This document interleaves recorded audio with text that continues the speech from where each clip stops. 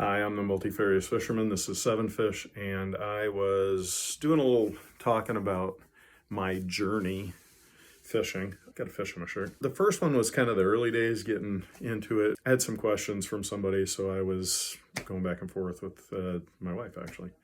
And I don't have anybody in here today, but I did want to talk about sort of that next step. So when I got interested in it, and my parents were very supportive of that, and I read my brains out. Now, the internet wasn't really a thing then, and YouTube wasn't a thing, and there were limited access to fishing shows. Cable TV wasn't too much of a thing then. And so you really had Saturday morning super early fishing shows, and then that was pretty much it.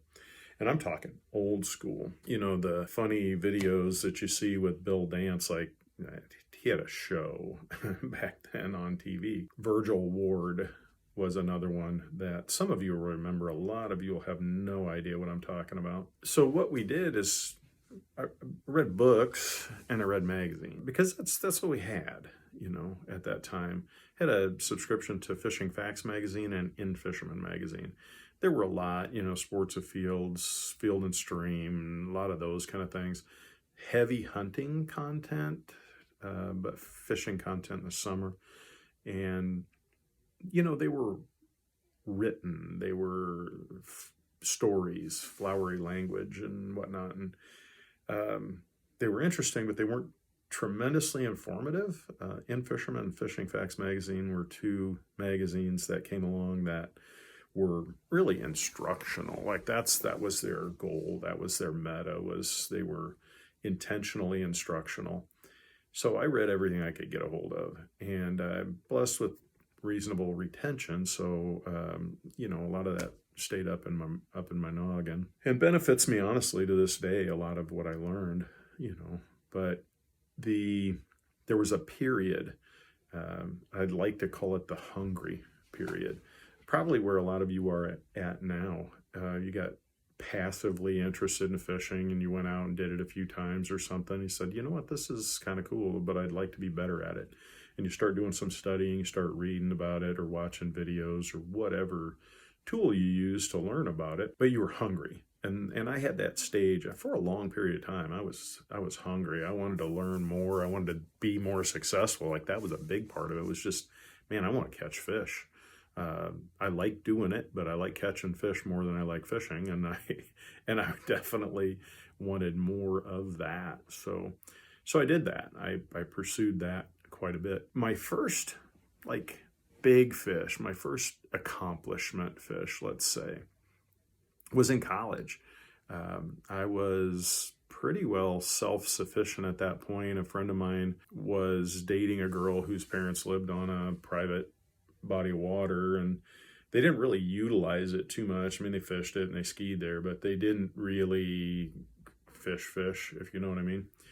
And my buddy asked me if I wanted to run up there with him. He was going to fish for a bit and then see his girl, and then we'd drive back from where that was to where we went to college. And at that lake, we caught, you know, 2-pounder, 3-pounders, 4-pounders. You know, we fished it pretty hard. We knew there were some decent fish in there. At least we'd heard about the possibility of some decent fish in there. But we caught nice ones. And then I ended up getting a hold of one that was 6-pound, 11-ounce. My first big bass, my first master angler bass. And it was a big one, like 6 3/4 pounds, essentially. It's a really nice bass in the state I live in. So we got that done, and it was based on some things I was learning about the difference between fish and big fish, and some of what I had read or studied about lure selection and retrieve speed and location and some of that. This particular lake was like a sand pit lake. It didn't have a lot structure going on in it visually. Like they just dug these lakes and stocked them with fish, and, you know, weeds grew up and stuff, but there wasn't a lot. But there was a brush pile that somebody had sunk, and we could get to it from the dock we were fishing from, and that big girl was in that piece of structure.